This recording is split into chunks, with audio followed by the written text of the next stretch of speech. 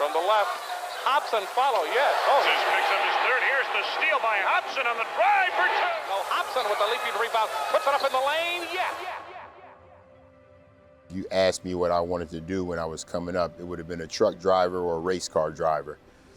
And basketball is something that I would mess around with, maybe outside, along with all the other sports that kids were playing, but I never had a passion, or I was never committed to the game of basketball. Went to Bowsher and played as a sophomore, junior, and my senior year, but I think when I got to Ohio State, versus just going out playing it, I started understanding the game here.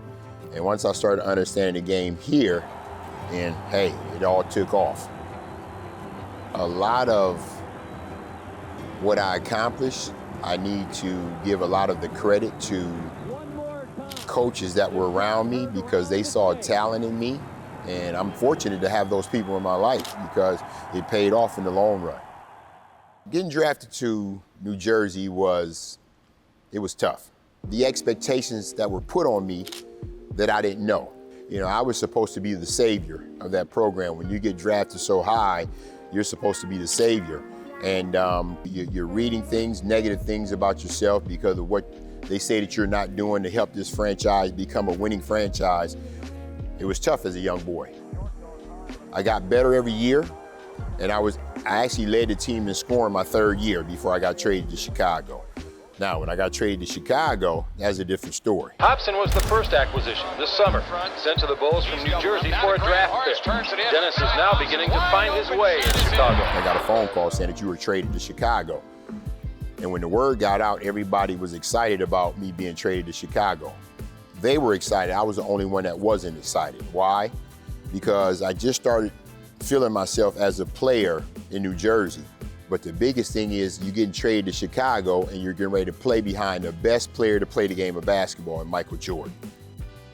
Those guys there, they had a goal, they were on a mission, they were committed. You know, they worked hard in practice every day, they knew how to win. So what it did for me is it brought back my joy.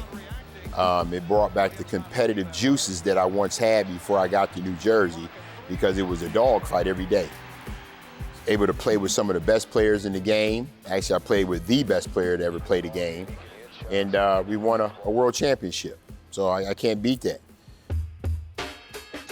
I got traded to Sacramento, the Kings, 4 games into the second season. Again, I got a chance to play with Spud Webb, Mitch Richmond, Wayman Tisdale, guys like that, Anthony Bonner, Lionel Simmons, Randy Brown.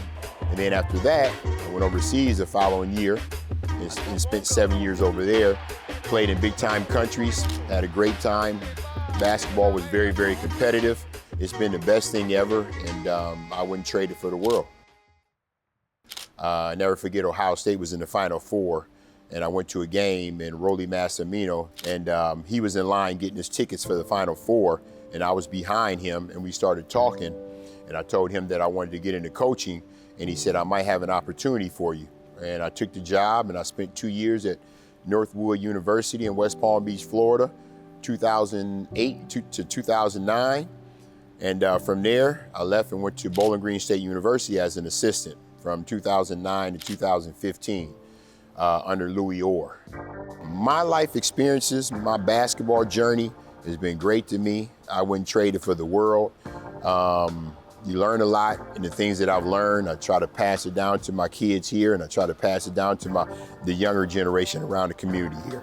Before you start talking about success, you gotta have core values in place. You have to have your expectations, your accountability, which is gonna add up to your culture. Once you get your culture, it has to be sustainable.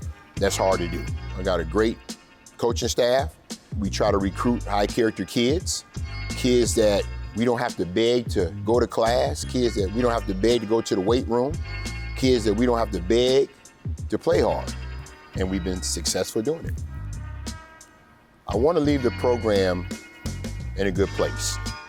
You know, if I move on, the next person to take this job, they're going to be taking a good job. You know, they will just have to sustain the success that we've had over the years. And then when I'm gone or I transition into something else, the person that's going to be transitioning in here, they got a good solid base that they can work off of. You're in charge of your own personal growth. You know, you're in charge of your own personal growth. What do you want your future to look like? Because at the end of the day, the game is beautiful. The game has been great to me. But the big thing is understanding that you can accomplish things, but you have to set your mind and lock in and stay focused and understand that roadblocks will be there, but you can't go away from what you're trying to accomplish. When you talk about TPS, when I'm a TPS grad, you know, you just have to thank former teachers, former coaches, former teammates. I want to give a lot of thanks to people that's been in my corner, that's had a lot to do with the old man's growth.